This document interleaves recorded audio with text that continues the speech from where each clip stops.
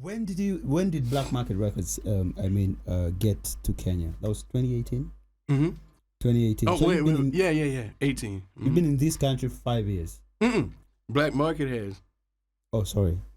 I've been here since August last year. You've been only 1 year in Kenya.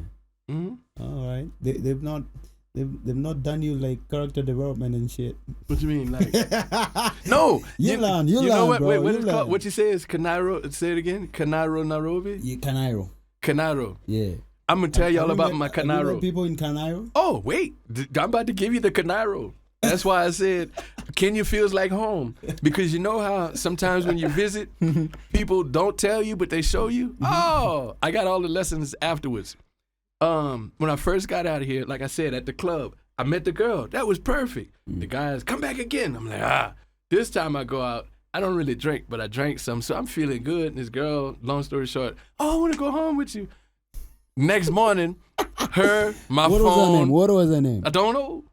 I was just walking out the bathroom and she said, that must have been a Wanjiru or a Wanjiku. Wait. Or a Nyokafi. I'm going to tell you where she ran, because before I knew how the police worked, I just was learning how they steal your phone. Then, you know what's messed up when people tell you after the fact, hey, bro, you're in Nairobi, keep your phone under. Yeah, thanks. Now that my iPhone 13 is gone, now you tell me watch it. So, anyway. They stole your iPhone 13? Yeah. That's why I said that morning she left, the phone left, my blanket left, and my hat. Oh my God. She was moving so fast. The only reason I knew it was her, my hat fell. And I'm like, why is my hat over there? But it was here. And when I looked, she was in the Uber, and I'm like, yeah, you got me. She was smooth. Bro, she was smooth. And we didn't even do nothing.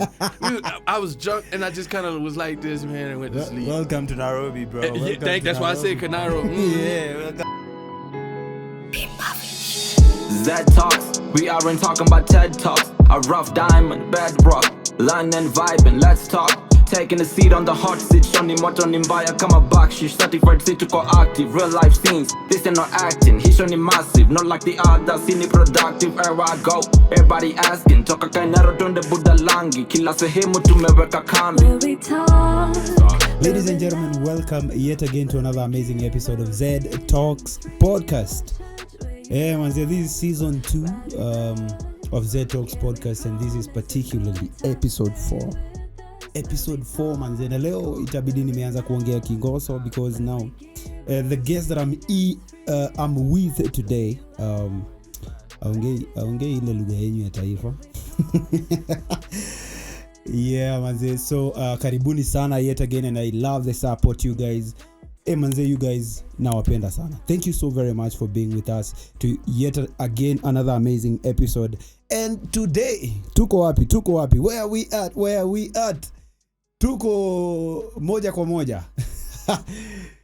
Tuko hapa Black Market Records, ladies and gentlemen. What's up? And today we are going to have a really lit conversation with the one and only my guy. Welcome to Zed Talks Podcast, man. Welcome. You know, I wanted to do the Black Market logo when you said we are, and I wanted to say Black Market Records. You know how to tag the tag. We're doing it again. So where we at? Black Market Records.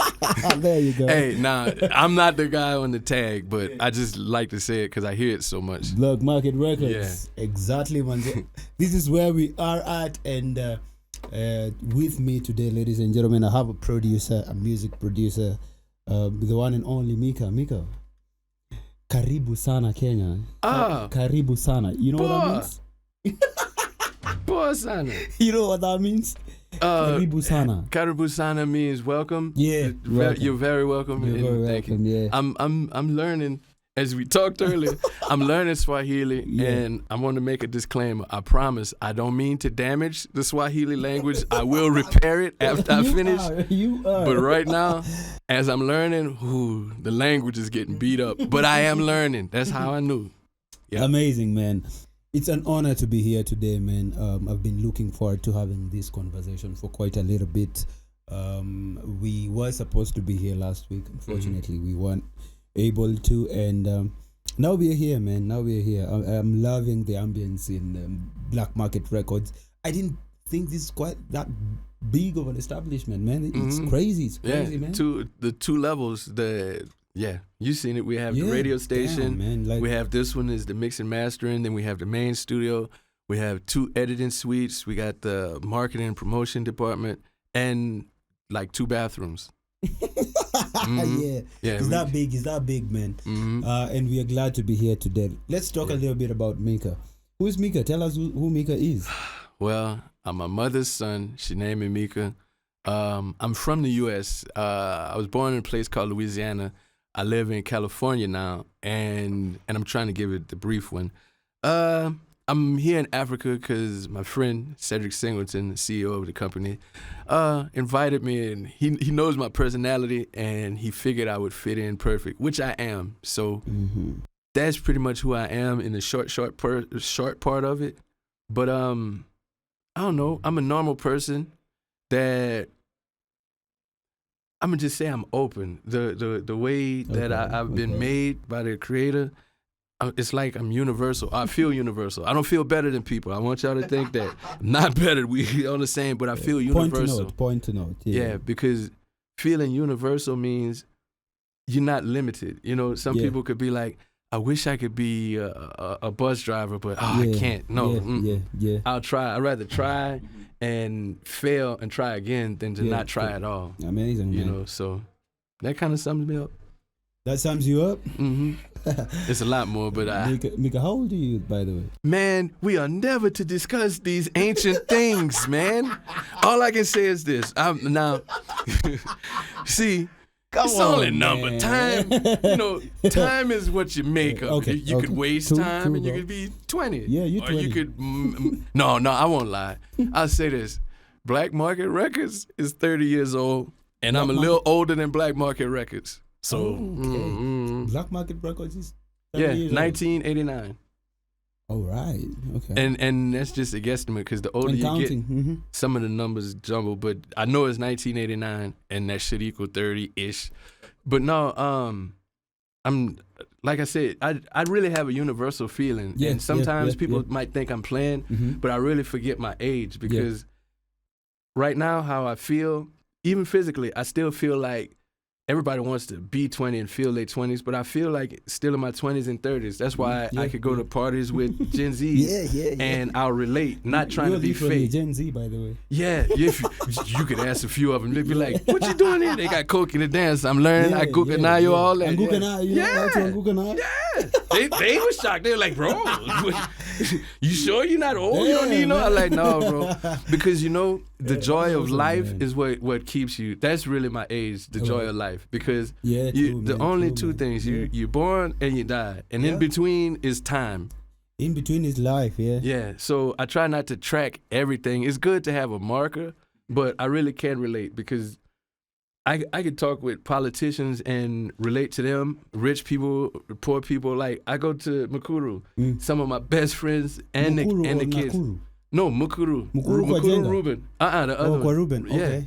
And over there, I take it serious because the way I even got to Mukuru was I was here maybe 2 days, and most of the time I'm to myself. I'll go do music or I'll just be in my own world, But my other friends who came from America, they're like, no, come out, man. You can't just be in the building. So I went out, and I ended up just randomly dancing with this girl on my way out.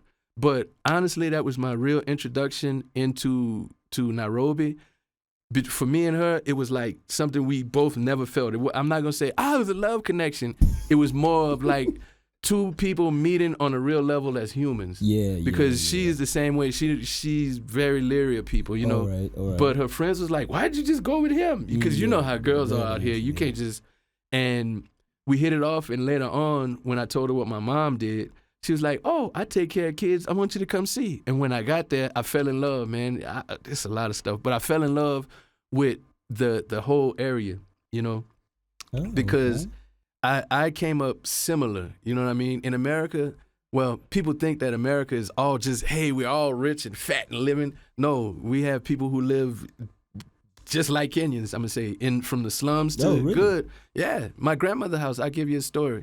one of the reasons I don't have embarrassment or shame is in America we have hurricanes, right? Yeah, So yeah. hurricanes come and they can knock your house down and do stuff like that. Yeah. So my grandmother, she had a house that looks like kind of like the slum houses with the little tin roofs and all that. Hurricane came and it literally, it's not, I can laugh at it, but the hurricane came and took literally half the house, just half, like it precisely cut it. And we had to she had 3 girls and some of them was in the military though, 3 girls and 7 boys. So it was like, I was the grandkid. So it was like maybe 8 of us in a half a house. And of course, in a city, you know people are going to laugh and point, you don't have this. But for me, it gave me strength because I realized, man, they just laughing. What does that do to my life? You Nothing. were raised by your grandma? I was raised by the village. I'm going to go back to age. The reason I don't really count my age because I can be super old and I can be super young because I'm with everybody. But I was raised by the elders in the hood. I'm an only child. And my mom was a school teacher. She, man, dang it, is so much in my life. My mom was a school teacher, so she was always out, like, educating people. Yeah. So I was raised by my great aunt. She was born in 1903. Great aunt. Yeah. 1903? My great aunt. Oh, no. You know what? I'll give you a quick story as I can on that. I was raised by my great aunt, and she was a stern lady, no nonsense. She would laugh, but this was her laugh. So if you got a out of her, that means she's on the ground rolling and it's hilarious. I know. Yeah, you have to, because other than that, and I know a lot of you know the older people are really serious. They're going to tell you wisdom and then they're going to watch you. Yeah, true. And they're not going to say nothing. Yeah. And I was raised by her, so I knew sternness and I knew accountability. She taught me a lot of real situations in life, spiritual and all. The people who know me now, they don't know her, but through me, they say, man, whoever raised you is a wise person because this stuff that you know is not normal. But I was raised by her, right? She was born in 1903. Yeah. Now, being raised by older people, they have older friends. Yeah. So the oldest person I knew in my life was born in 1898. So imagine having wisdom from 1898 until now with my own wisdom. Yeah. That's why I can maneuver so much because they took care of me, you know, as a community. I was the little kid that when they wanted to pass messages or deliver money, I was the delivery guy on foot because I just loved to run. And I loved to run bare feet. So I would run all over the city. And they liked me because I learned how to keep my mouth closed and go directly on my path, you know, because I realize in life, things are critical. And sometimes you can't lollygag with something that's critical because people's lives could be on the line, you know? Yeah, true. And you have to do your business first and you do your pleasure later. But I was raised by all of them. My grandmother, well, I said my great aunt because she raised my grandmother, her sisters, my mom, her brothers, and me. I was the last one. I was like the baby. That's why my uncles is more like my brothers to me because she raised all of us. You. Yeah. Mm-hmm. Oh, and quick thing. R.I.P. Uncle James. Love you, man. You just passed a few days ago. I'm glad I got to talk to you one last time. And I know that all this is, I don't want to get too emotional. I know that all this is in line, and I'm good, and we all going to be good. But anyway. Condolences, my guy. Thank you, man. Thank you. And hope you're holding up. At 12 years old, you're almost doing a bio on me because I'm going through my head. That's what I want to achieve, actually, yeah. Okay. Those are the people who raised me. And my life, well, at 8 years old, bro, I'm going to start at 8. At 8 years old, I was traveling on the bus to different cities. Yeah. Because, like I said, my aunt, she was really stern, but she put confidence in me and, like, business sense. You know, before people knew about credit and all this, I was learning from all of their friends because the older people always had a community of how they dealt with each other. They had their own credit system and everything, and it was more on trust and being an honorable person. Yeah. So I came up under that, learning how to be honorable about the things you do. But at 8 years old, I was traveling, you know, living with her, going do errands to whole other cities, and people were like, "You 8? Why are you on the bus? Where's your parents?" And they're like, "No, he got it." So I kind of like just was in life. Yeah, in life from there. All right. And 12 is when my life really changed. And she warned it. everybody claims prophet, whatever. I'm not gonna get on that, but she really was, because she said, "Look, at 12, that's your age of accountability. So you better learn these things now. And after that, it's on you." I'm like, okay, but I'm 12. But I didn't know fully what she meant. One day, I was never mischievous, but one day I snuck off and I went to my grandmother's house around the corner. And I normally would come back before she knew it, but that night I fell asleep. And in the middle of the night, my uncle came knocking on the door saying, "The house is on fire." And everybody thought I was in the house too. But then they saw me, I wasn't. So when we went there, I turned the corner and I'll never forget, I saw the last flame shoot out the top of the house. Oh, damn. And the whole house was burned. It was burnt down. And as a kid, you know, you watch movies and you see the fire truck and you see the people wrapped up in the blankets sitting there out of the fire. So I'm a kid, I'm looking for her, but I don't see her. So I'm like, where is she? And the fireman came out and he said she was in the house and she didn't make it. And we was like, well, we want to see her. And he said, you can, but it would be better that you remember her how you knew her, because if you see her burnt, it'll never be the same. So I never got to see her no more. And from that day forward, I was pretty much in life, because she was like my guide and my comfort and everything, you know. But I'm glad for that foundation, you know, and I know everybody can't have something like that. That's why I be an upright person as best as I can to people, because I have to respect the people that brought me, because if I bring disrespect to the ancestors, as they say out here, that's not cool. You know, so that's pretty much my life. All my life from 12 on back, I have trophies. I do athletic stuff, just all the different from 12, things. You was on your own? Well, my mom, like I said, she was teaching, so she kind of readjusted. My mom was an excellent chef also. Like, she wrote recipes for major corporate. Oh, really? Bro, that's what I'm saying. God is the greatest, because we're a small family, but he blessed us in so many things. It would be unbelievable. At 12, after that, then I moved to, like, in America, it would be equivalent to Nairobi. Let's say, I don't really know the rural towns or the villages here, but I'm going to just call one. Kisii. Let's say my auntie lived in Kisii. Kisii is a village. Yeah, definitely. Okay. And I was raised in a place, something like that. But then after 12, I came to, like, Nairobi. That's when I started getting into other people, because it was almost like I was being prepared to deal with all sorts of people. And after 12, I was just on my own. As far as when my mom would work, I had to live my life, you know. And I'm not going to say I had a bad childhood, I was abandoned. No, they showed me love, and they showed me, like, endurance, perseverance, all of that. And I learned how to deal with it. I had to take a lot of hard knocks on my own by the older guys, because I'm the smaller guy. They got mad one day because I was fast in football and I made them shame. So literally I was maybe 11, 12 at the time. I was playing football and the team lost. So, and we was the little guys against the big ones. So for some reason, they was mad that I was the fastest one, and these was like 18, 19-year-old guys. They all attacked me, man, like just kind of beat me up, did wrestling moves. It was messed up. And I mean, I made it through, and my mom was like, "What happened to you?" But that taught me to be tough, and that, hey, sometimes you're going to get done by the world and you can't call for help. That's why I promote knowing yourself first, because if you lie to yourself, when pressure comes, you're going to crumble, and you won't be. But if you're honest with yourself on your realities, you can make it. Succeed or fail, you can still make it. So that lesson taught me that, bro. So your mama is still in the picture? No, my mom passed also. Okay. She passed in 2005. All right. Sorry about that. Yeah. Your dad was never in the picture at all? Him too. You don't know the nigga? Yeah, I know him. My dad was in the Air Force. That's where I get up. Between my mom and my dad, they were what people would consider geniuses. I don't like using labels, but my brain operates very fast because of them. My dad was in the Air Force, very elite. He lived in 2 different cities, but I can say this. Most people have animosity or complaint. I think I saw my dad 6 times in my life before. Once again, here goes my situation. I saw him 6 times in my life up until I was 13. Okay. He would come every year and visit, because, you know, military and living in another city. He wasn't able to be there every day. But I can say this, every time I saw him, it was a joy, and he instilled goodness in me. You know what I mean? And just great things. Okay.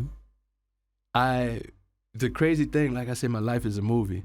When my mom passed, I said, you know what? I haven't heard from my dad in a while. I'm going to research him and see if I can find him. Mm-hmm. And I ended up finding his sister-in-law, and she told me, you know, he died in like, basically, I was 13 when he died. That's why he never reached out the rest of the times. Yeah. And that whole time, I never was mad at him, but I was like, man, he don't even say hi or nothing. But now I realized that he was dead. But this is the crazy thing. My half-sister that he had from another marriage, she knew about me, and she was looking for me her whole life. How come, after my mom's funeral, I said, I'm going to my dad's place to see my family. How come the day I get there, they tell me, do you know your sister been looking for you her whole life, and today is her funeral? So before she died, when I walked in the church, it was like a movie. They turned, and when they saw, they was like, she been looking for you, and you show up on her funeral. You know, that's why I said I've learned you just have to be there in life. You be there and just let the road go. Yeah, live the moment, man. Yeah, definitely. Now, away from your life in the US and all that, quite a story there. Mm-hmm. And I might make a book or movie one day. You should, bro. It's interesting. How did you get introduced to music? Family. Once again, that village or the people that was around me, I say it's a blessing. The Creator don't make a mistake. Yeah. Even for the people who we consider bad, they were around corrupt people or whatever for a reason. Mm-hmm, mm-hmm. So, my grandmother's brother, Uncle Willie, everybody always got an Uncle Willie, was a legendary blues musician who played on what they call in America the real Chitlin circuit with all the blues legends. Yeah. He carried a guitar in his car, in the back of his car. That's, man, the people who watch this, they know. Before I really understood it, I just followed his pattern without even knowing when I was a kid. He would always have a guitar and an amp in his car, and at any moment, he could pull on the side of the road, because we ride, imagine going from here to Uganda or whatever, and you just pull on the side of the road because you want to take a break, and he pulls out the guitar and starts doing songs. Yeah. We drinking, taking a break, and make it a party, and get back in the car and ride some more. That's what I grew up with. So you're Uncle Willie now. Mm-hmm. Yeah. You're the Uncle Willie of the family right now, right? Who, me? Yeah. I have no idea. Probably so. Probably, but wait, it's more. How does it? Wait, there's more like the TV. Uncle Willie was only one. My other uncle, Dalton Reed, he's passed. All of them passed. Another legendary blues musician. Me and my cousin, we were friends before we knew we were related. Mm-hmm. So his band would always practice. So while they're practicing, we're hearing the notes and everything, but we outside. Honestly, I would find, it's just a gift. I can't tell you what made me think of it. But back then they had the car, you know, those big cars where they had those panels, and if you beat on it in a certain place, it'll make a bass sound. Yeah. So I would literally beat on the car. They thought I was crazy first, but I hit the car like this, and then when I find the right the right sound, that was my drum. So while they inside doing that, we outside doing the young music. You know, we trying to rap and doing all that, and I'm making the beats. And we would do it on the car all the time until they say, quit beating on that car, you know. But then when they heard it, they were like, just don't dent it. I'm like, oh no, I got it. So we started making music off of what we had around us. And when I didn't have that, I would walk down the street literally with a bucket in my neighborhood, bucket and a stick, in the middle, like I would find a line in the street and I walked in the middle and I would just start playing my rhythm and walk in the path. And then little kids would join me. And then next thing you know, I got a whole parade in a band. So all those people influenced me. The ladies who put on skits with the girls, taught them how to dance. I mean, I was surrounded by entertainment before I knew what it was. You know, it was like in my mind, this is what we have to do. A DJ over here, Big Lester, main influence. He took me in as a little brother. Mm-hmm. He was slightly autistic, but a genius in music. Genius in music. Okay. And he taught me about sound. He would play a record, and I know we didn't have family members. Don't touch my radio. If you do, turn just that button. That's the people I was around. But he taught me to watch the needles. So I would just watch the needles. Now, this might sound crazy. I would spend hours just literally like it was TV watching the needles. They wasn't doing nothing.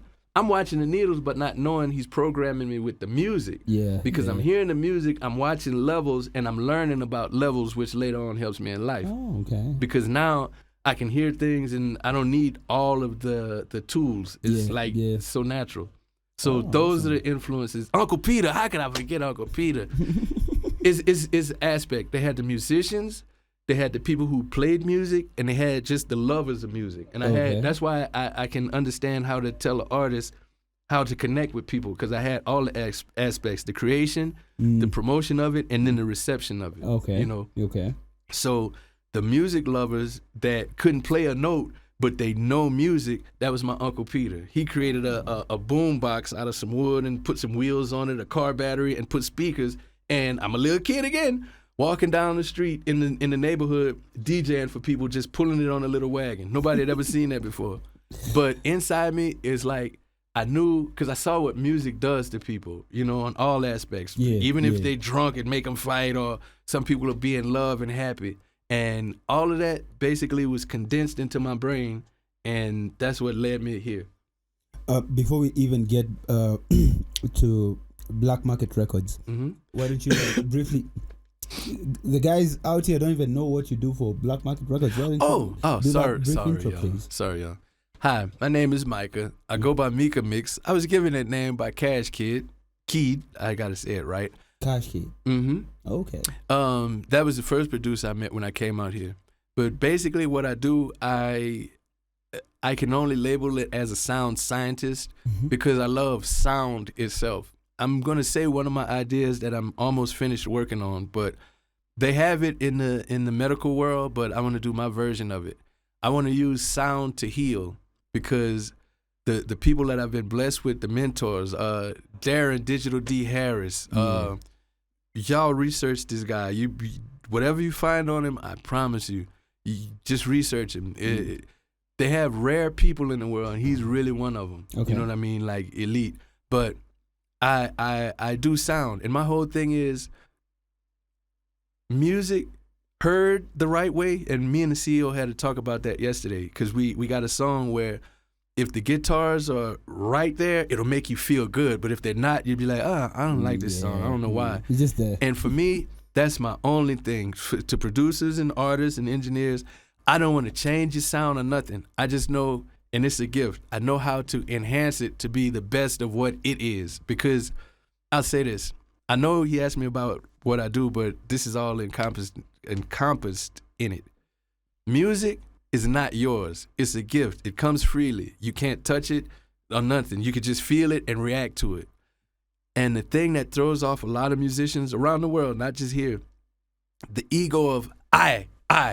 But you're just blessed with a good frequency and good vibration to do something that affects people. It's not you. You just got the chance to do it. So be thankful that you have the gift to do it. For me, I'm grateful that I have the gift to do it. I don't own music. If it wouldn't be for the creator, I wouldn't even know how to make a musical note, tone, or nothing.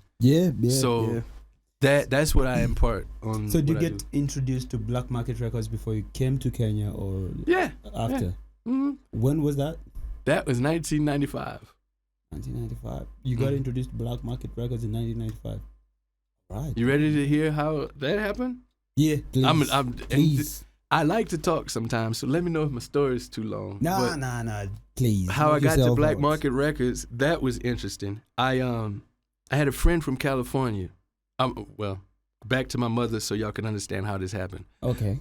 My mom is I don't even know the word for it, but I have the same thing. Like how I go to Makuru, my mom would basically take care of the community, and she would do it out of her own pocket. Like if people were homeless or whatever, we'd literally take them in. My mom would be like, I would bring in homeless friends like stray cats, and she'd be like, another one? But she would never turn them away. Yeah. She would never turn them. Well, yeah, she would just look at me, but she would never turn them away. And I had this one friend from California named Daniel, and Daniel got a tape, and he knew I was always into music, so he was like, "Look, I got a new one," and we played it, and it was 24 Deep by an artist named Brother Lynch Hung. Okay. And when I heard it, I was like, "Yeah, that's what I'm hearing in my head. I like it." And from that point, it was like when I heard it, something in the air, and I tell Cedric this too. Something said, go to Black Market, because I was wondering, man, I want this music career. I want to do music. I know I could produce. People like me. I'm doing it, but I don't know what to do. And the voice was just like, go to Black Market Records. So from that point, I've never been with another label. Even if I took a break, because sometimes we take breaks, I've never been with another label or nothing. You've been producing for Black Market Records ever since then. Okay. And for Black Market, I'm gonna say this: I do more than just the production. The production is what people see and understand. Okay. But it's like, to me, it's like helping a family member. Okay. You know, Cedric is the steamroller, is the visionary, and sees everything.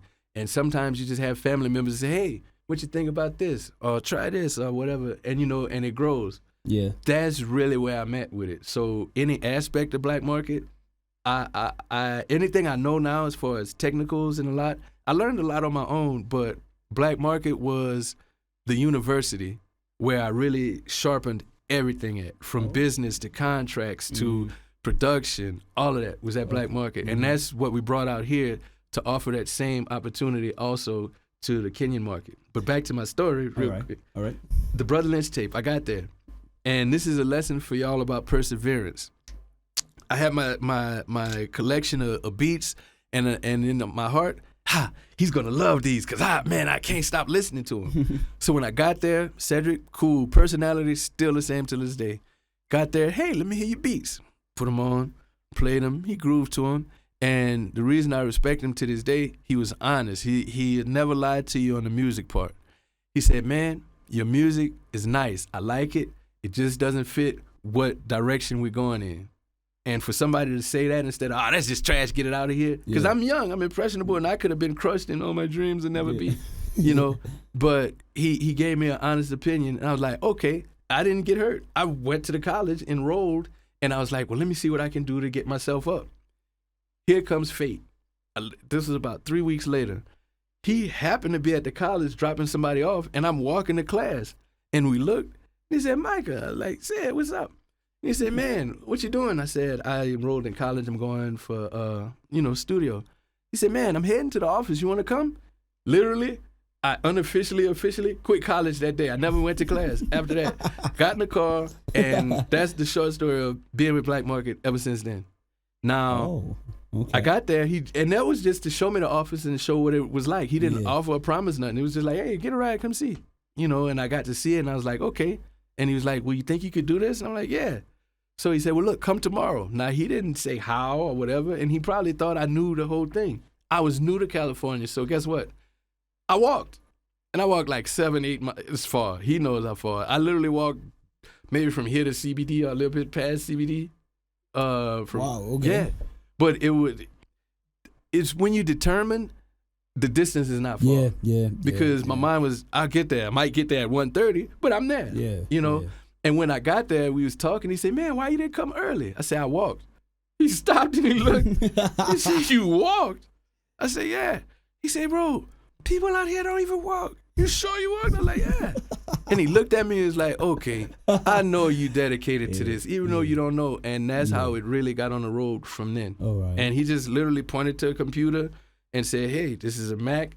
We need this done. And I figured it out. And from then on, he's been providing it. Through Black Market Records, I was able to publish a magazine, learn distribution. I wrote contracts to where the major labels, this is amazing.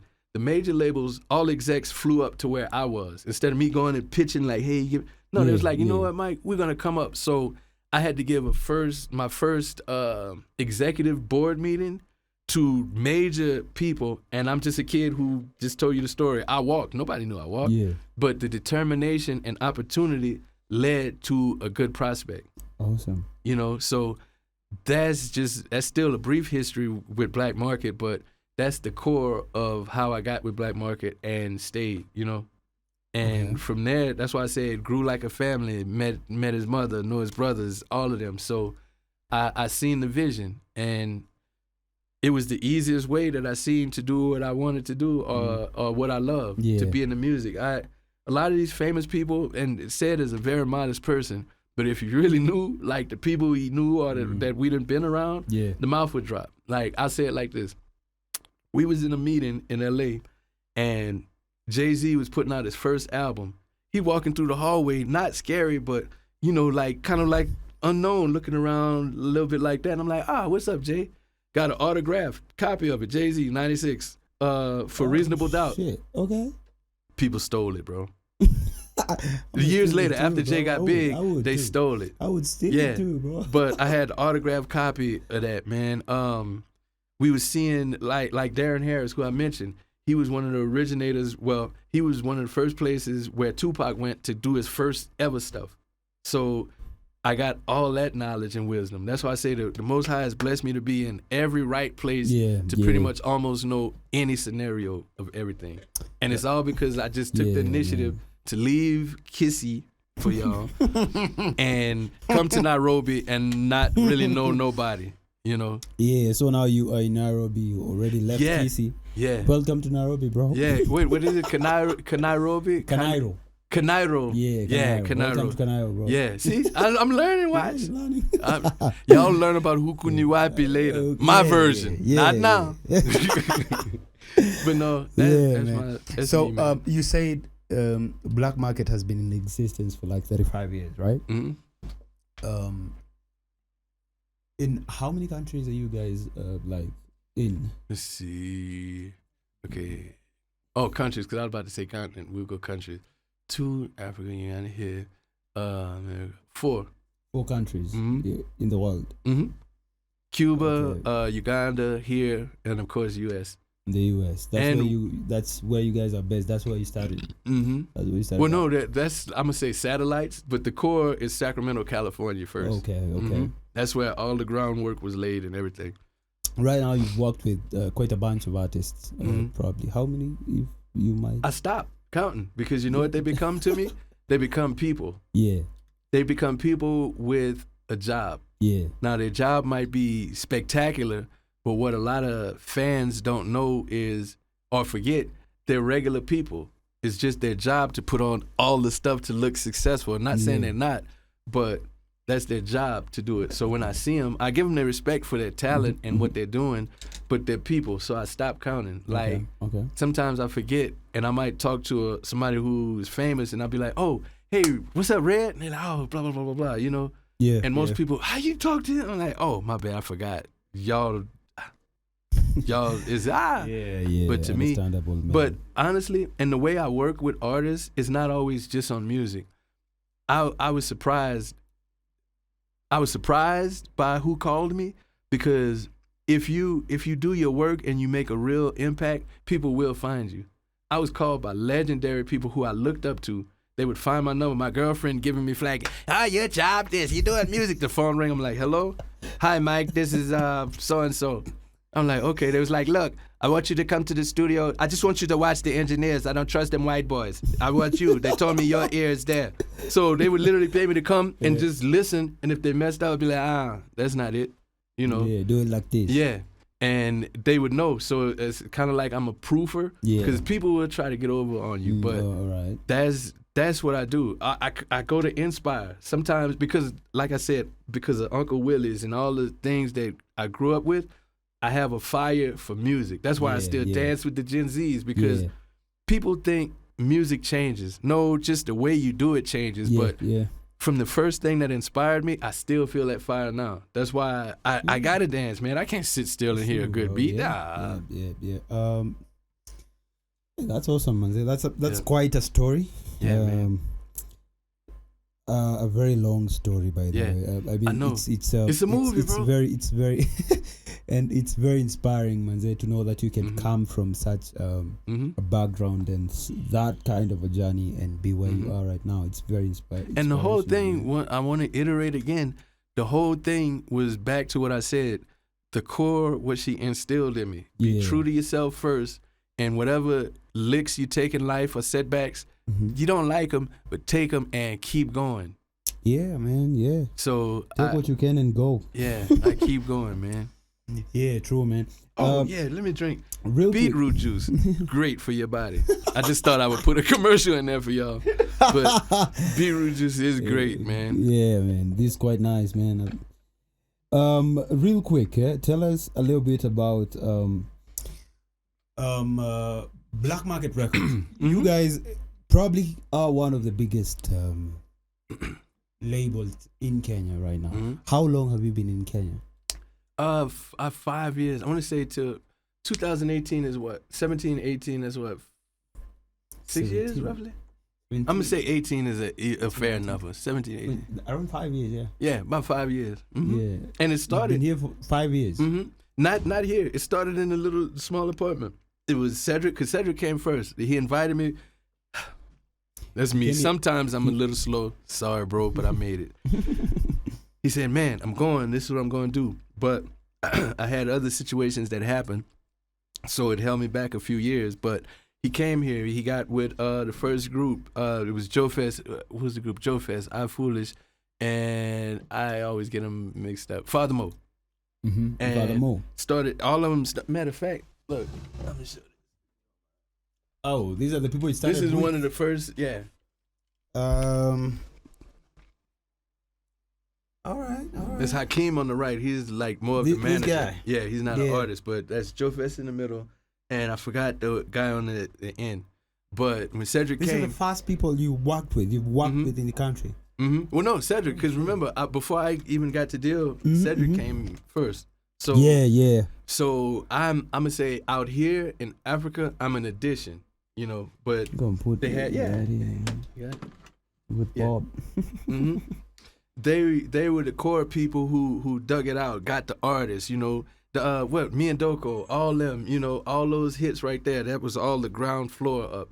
That's when Cash Kid was here. I think Marvel on the Beat was here. Yeah. It was just a same thing what he does in every country. He finds people and he gives them.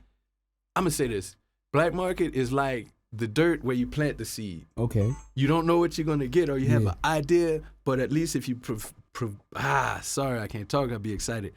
If you provide the foundation where it can grow, Yeah. then it's gonna do it. Now True, some are true. weeds and get cut off, Yeah, and they mad. I want to be a rose. No, you're not a rose. Be You're a sorry. weed. Yeah, you're a weed, bro. You belong there. Oh. But anyway. Yeah. But no, and that's how we pioneered here, and at the same time taking a break from here, going to Cuba and starting Cuba also. When did Black Market Records get to Kenya? That was 2018. Mm-hmm. 2018. Oh So wait, you've been in- yeah, 18. You've been in this country for 5 years. Mm-mm. Black Market has. Oh, sorry. Black I've been here since August last year. You've been only 1 year in Mhm. Kenya. Mm-hmm. All right. They've not done you like character development and shit. What you mean, like? No, You learn, You know learn, what? bro. Wait, what you is learn. called? What you say is Canairo? Say it again. Canairo, Nairobi. Canairo. Canairo. Yeah. I'm gonna tell y'all Have you about met- my have you met Canairo. people in Canairo? Oh, wait. I'm about to give you the Canairo. That's why I said Kenya feels like home. Because you know how sometimes when you visit, people don't tell you, but they show you? Oh, I got all the lessons afterwards. When I first got out of here, like I said, at the club, I met the girl. That was perfect. The guys, come back again. I'm like, This time I go out, I don't really drink, but I drank some, so I'm feeling good. And this girl, long story short, I want to go home with you. Next morning, my What phone. was her name? What was her name? I don't know. I was Damn, just that- walking out the bathroom and she said, That must have been a Wanjiru or a Wanjiku Wait. or a Nyokafi. I'm going to tell you where she ran because before I knew how the police worked, I just was learning how they steal your phone. Then, you know what's messed up What when they people do? tell you after the fact, hey, bro, you're in Nairobi, keep your phone under. Yeah, thanks. Now that my iPhone 13 is gone, now you tell me watch it. So, anyway. They stole your iPhone 13. Yeah, that's why I said that morning she left, the phone left, my blanket left, and my hat. my No, God. she was moving so fast. The only reason I knew it was her, my hat fell. And I'm like, why is my hat over there? But it was here. And when I looked, she was in the Uber, and I'm like, yeah, you got me. She was smooth. Bro, she was smooth. And we didn't even do nothing.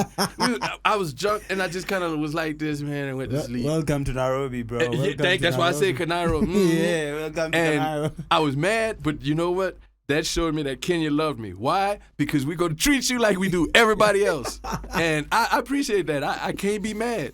Because why would Kenya stop and say, wait, bro. How you're can you here. just go to a club and just, No, welcome to Nairobi. Welcome yeah, to Nairobi. that's why I say I got it. Mm-hmm. Oh, I understand now. I understand. They've stolen your shit already. And now, how are you adjusting to all that? oh, it's cool. I would get mad at first because I'm like, wait a minute, man, this is not right. I don't steal. Why does my stuff keep disappearing? I look, and you see, out here in Kenya, it's not only that they'll steal. No. They're going to steal and leave you with a mind game where you don't know, is it really gone?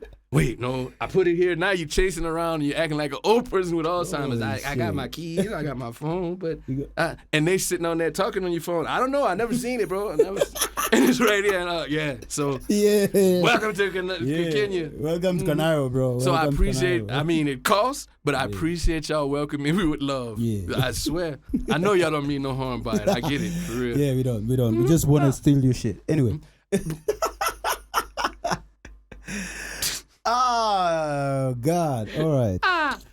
Anyway, it's Kenya, man. It's Kenya. Yeah, I know. You gotta be introduced to the people of Kenya. But they was telling me though, hey, remember where you came from, Mike? This is us. So that's why I said everything feels at home.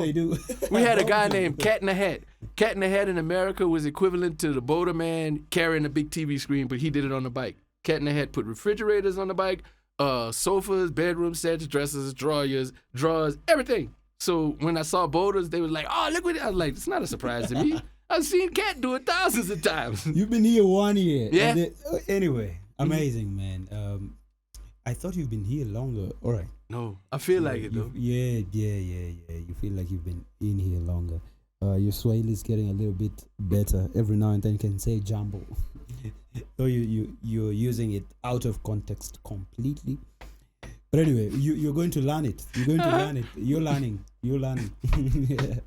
I'm gonna leave it alone. That's for another time. But woo, boy, I think you know what? If I had a TV show of saying my translation of Swahili, I'd have lots of fans because y'all was gonna laugh. He understood. I told him about my experience with Huku ni Wapi. Yeah. You just use it out of context, man. But anyway, it's funny as hell. It's funny. But my man, you asked about being in Kenya, man. Yeah, I've been out here a year, man, and all that happened, I still love the place, you know. In that entire year, you've not gone to the States? Okay. I mean, I do want to go home and visit people for a second because, honestly, I didn't think I was going to stay this long. It really was supposed to be 3 months because I usually go and do something and, okay, I'm done. Yeah, but it just stayed and here I am, and then I grew. People there. Like now, walking down the street, I know everybody from the Mayai-Bili. That's what I first learned, and I would always go to the egg man. Mayai-Bili. Mayai-Moja. Mayai-Tatu. Oh, I was big time when I went to Mayai-Tatu. Oh, yes. You can't stop me. I'm a Tatu, baby. Yeah. You on Tatu? Oh, yeah. I went from Bili to Tatu. You can't talk nothing. But no, it feels welcome. In America, you really don't care to talk to the police. But out here, even though I know the police have a rep and whatever, for me, and it's not just because I'm American, but as a person, they treat me different. Now, not all the way different where they won't, I'm trying to put it politically correct. You know, what can I say? Parking infraction. You know, they don't stop on the parking infractions. So if you do a parking infraction, you have to pay the ticket. So I learned, that's why I say, can you welcome me in all the ways? It's called Nunua Chai.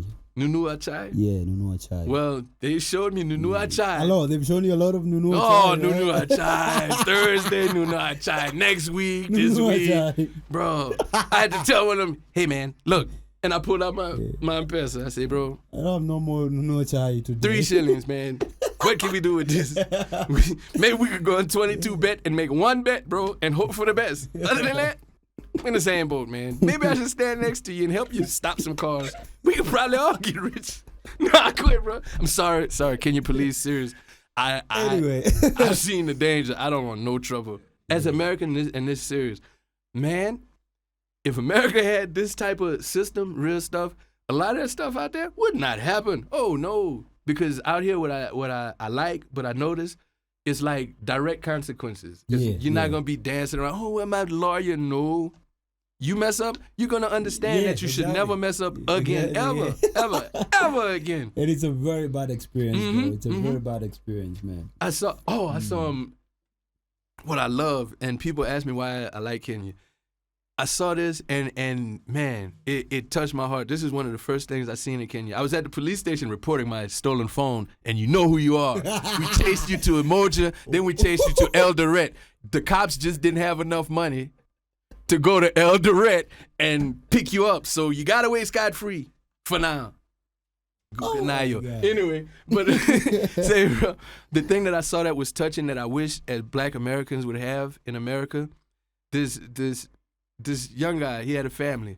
His wife basically reported him to the police, and the police went and got him. Yeah. But when they got him, they brought the whole family, his mom, both sides of the family, and they were there. And they brought, the wife was there and the baby was there. And what happened is the old men, that's why I say youth, don't be around dumb old people, but be around wise old people. It might seem hard, but you'll understand. They brought him around the older men, and the older men was talking to him and basically not treating him like a baby. What's wrong with you? Don't you know? Because he was smoking weed and he would take the money, and wouldn't feed the family. Yeah. And the three of them, what's wrong with you? Blah, blah, blah. Like from here, it wasn't like for no gain. They wanted him to really be a good man and family. Yeah. They made him do jumping jacks. They made him do push-ups. And this was the part right here that made my heart say, yeah, I'm with this place. They made him go get his baby, hold him, and they say, you look in her eyes, and you better not turn away. And they started talking to him.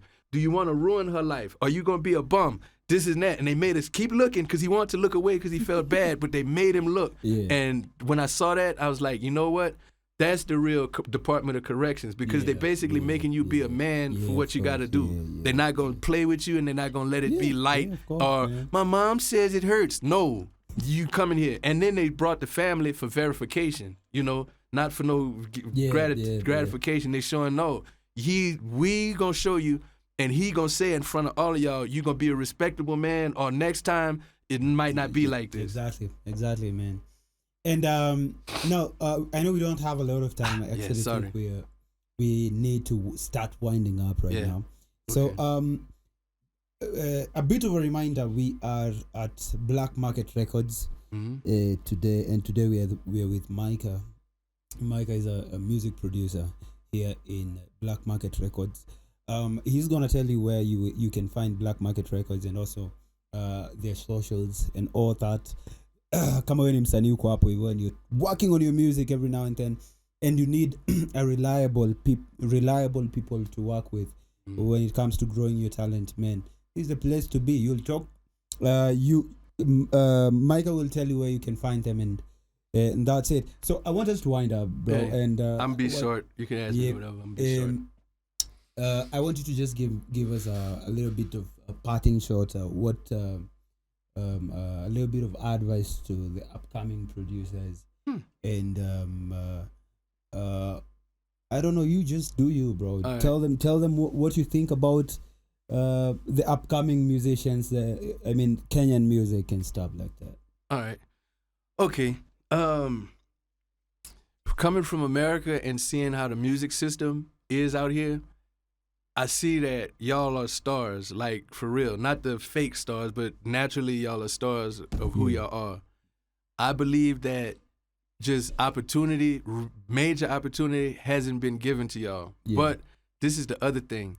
Don't neglect educating yourself. And when I say educating yourself, you can hear what this next producer says, or this next, I've been in business 30 years, but that's word of mouth. Hear what they say, don't neglect it, but research. Excuse me. Because facts is going to prove, you know what I mean? Facts of, let's say they tell you, this EQ won't work, but you read about what the EQ does, and you're like, I could use it like this. Be creative. Everybody here has innovation. And I know it's hard to stand out because I understand the upbringing out here. They preach where everybody should be kind of like one. But if nobody gets mad at this, be individual and don't be afraid to stand out. For me, they called me a fashion rebel the other day, but most of the times, like if you see me in Dr. Scrubs one day or in a safari hat, that's just my silent protest of, hey, you don't have to be like everybody else, and who cares what people think? Because everybody is always going to have an opinion of you, and most of the time it's not going to be good. So what? Does that take your voice away? Yeah. Does that take your talent away? No. So out here, producers, I'm going to say this because a few artists have come and they've been beaten down. One girl was like, I can't even sing, I got writer's block. And 30 minutes later, just wrote a whole song about her life. And she's like, it's that easy? I'm like, yeah, when you're not chasing them for sex all the time. And I'm sorry, y'all might get mad and all that. And I'm not saying don't have sex, but seriously, if you're going to grow this music thing, man, this could be big. Y'all are the innovators. Y'all able to bring something new, you know? Yeah. And don't think just one of y'all is special. If y'all, and it's not knocking, keep doing what you're doing. I won't judge it, but I'm telling you, if the producers, because y'all are the core of this, artists too, but the producers are the bed of everything. If y'all eventually could find a way to get your mentality better, I ain't gonna say right, but better to where you let a little bit of that one man show and ego and I got the best and he's this. If y'all get that out the way just for a year, try it for a year. Bro, you think they going to Nigeria? You can do it here because I done seen that producers got talent. But what happens most of the time? Oh, I like that, but his snare's just not that. Let me change the snare. No, he thought of that snare. Let him go with it. Let him prove it right or wrong. Yeah. Not all of us are perfect, and not all of us going to have it right. The people are the ones who make the final judgment. So you're going to argue with another producer over some technical stuff, and you got a person on the floor waiting to dance. Can you please just give me any snare? I want to dance. No, this guy has been doing it 18 years, so he used the E snare. But this guy really is hot. No, and the people suffer behind y'all's ego. So that's all I'm saying. And it's not hate, bro. If y'all take my words wrong, I'm sorry. I could get aggravated with y'all, but I won't because I understand. I'm just here to help for the best. So if y'all want to sample it out, I could do a sample of what I could do, man. We just got new Atom speakers. That's through the roof. I'm serious. With my gift and having quality stuff, I could help y'all. I'm not trying to change. I could help get whatever the genre is up here. Black Market is universal. It's Gangatone majority, but it's still universal because the music we do can reach anywhere in the world. Think about reaching Cuba. You could do something. You never thought about it, but you could reach Cuba. We are already done blended a few artists. Man, imagine this. You've been around Nairobi or Kenya the whole time. I wish some people hear me. But now people in France love you and you don't even know them. Yeah, true. That's what happens when you break the limits. That's how I got here. I broke my limit of they're going to laugh at me for walking. I don't give a care. After you do that don't give a what? Yeah, I don't care, man. Because If I would have stopped when they laughed, I wouldn't be here today to even do this. Yeah. So that's my advice. I love y'all, man, and I'm here. What do you need, socials or something? Yeah, you should give them the socials, man. First social, Black Market. Well, I gotta be careful with this because you see, Black Market is a secret hidden compound. You gotta push 3 buttons. You gotta ride 2 boulders, and you gotta catch a matatu. But I can't tell you how to get it. But Black Market, just look it up. Black Market Records, GPS, Black Market Studios. That's where the core and the foundation is. And I'm be serious. A lot of y'all think you're serious, but then you come with some playful stuff. Yeah. This is a serious business. Not that we don't have understanding, but people's time is important. Yeah. So when you come, at least be prepared. Even if you just have the songs, be prepared with your mind and your thoughts of, hey, this is my song. This is what I really want to accomplish. And we could find something, even if, like he told me, that's not our genre. I didn't let it stop me, and it came back around where it could still work. Yeah. So the same thing can apply to you. Yeah. You might not get it the first time. Go back, keep going, because your vision of what you want is really what gets you what you want. You know. Awesome. So blackmarketrecords.com. I got a site. I need a what's that, assistant, somebody who does this stuff, because I get ideas so fast I can't literally sit down and YouTube upload it. I can't do all that. But I got a site where it should be done in about a week, where I got the option upload a song, man. And for Kenya, I don't even know how to do money translations, but I figured mastering or whatever is usually about $4 or $5K right now for. You know how people get on TV and they do sales, and then when they leave, they're like, "Damn, I shouldn't have said that much." Yeah. But no, I say like 25, 2K 500. I'll do your song, and if you don't like it, we're gonna be fair. If you don't like it, I'll give you the 2K back and keep the 5. And don't try to trick me to get it done for 5, because I know. Remember, Canairo, I done been introduced to Kenya. I know what you pull. But on the serious tip, and it depends on if you're serious enough, then you can book time here to come get your stuff mastered, or you could meet the producers or something and get a track from them or something like that. So we all open and working. You're signing in artists? Yeah, all the time. And it's not just, and I'm not, please, y'all don't get mad. It's not just Gangatone here. It's majority, but you could come with a lot of stuff, man. We have, exactly. Majority what we do we give demo contracts to where you can at least come in, get a contract to do a demo, which you go into the studio and you get to work in the real studio and make a demo and a song. After you do the demo, then you can get it heard and see and grow from there. So that's the basic opportunity that they can have. Exactly. And for me, the basic opportunity is, because I'm a people person, but for me to concentrate, I can't be around too many people. That's why I got it where you could upload on my site. And you upload your song, I'll communicate with you or whatever. And we could work like that, man, because it's still about progress. Yeah, you know, of course, it really is. Yeah. So what did it? Oh, MiccahMix.com. Sorry. MICCAH Mix. MIX. Yeah, .com. And I'm looking like that because I have so much in my head. I was probably going to give you the Google website. I don't know. But who else, man? It's a lot. Check out Black Market Latin. You could hear the Latin music that we do. It's a whole YouTube page, Black Market Latin. Then they have the regular Black Market, and they got Black Market Africa. So you could really see all the genres and fit in. All right, those are the places where you will find Black Market Records. Go check out their music. They're doing an extraordinary job. Exactly, that's just it, man. Those people that wanted to get to know a producer, I've brought to you one of the best in the country right now, my guys. So as I always tell you, manze, tunawaleteaga wase wanoma every time, manze. So don't tire to listen to us, man. Don't tire to listen to us. Make sure you hit on that subscribe button. A lot is coming on the way. This is season 2 of Z Talks episode 4. Can I say one thing, man? Yeah. I really want to give a serious and a thankful shout out to just a few people in Kenya who, and it's not discounting other people. I want to give a big thank you and a shout out to Fidel and Saru. Saru, before I even came to America. Wanjiru. Yeah. Saru Wanjiru, okay. Yeah. Before I came to America, I was put on to her songs and videos. And when I seen her, that's what let me know that, okay, Kenya got levels of talent. They just got to find that right outlet where the rest of the world could hear. Yeah. And then when it's a difference when you see a person and you put them in a certain category, but then when you meet them, they have that star thing. They are one of the realest people that I met. Yeah. You could be big, but they treated me like, no difference, bro. Yeah, I love that. Who it was, Main Switch, Jaguar, Ambassador. There's so many people, man.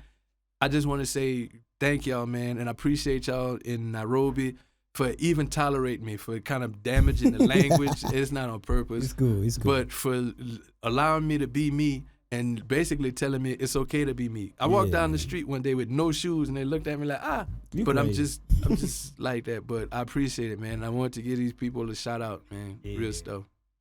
Awesome. So, ladies and gentlemen, that has been it. Season 2 of Z Talks, episode 4. A lot is coming on the way. Go check out our previous episodes down there, man. We've been doing some awesome job. I think we have been doing an amazing job for you. So go check out our stuff. Good episodes down there, manze. Things that are helping you learn vitu kali yani kama kawaida, my guys. So I think that's it for today, ladies and gentlemen. Until next time, adios. Tupatane kesho. Peace. Z Talks. Leo. Z Talks. Yeah. Man, that's awesome. We're in love.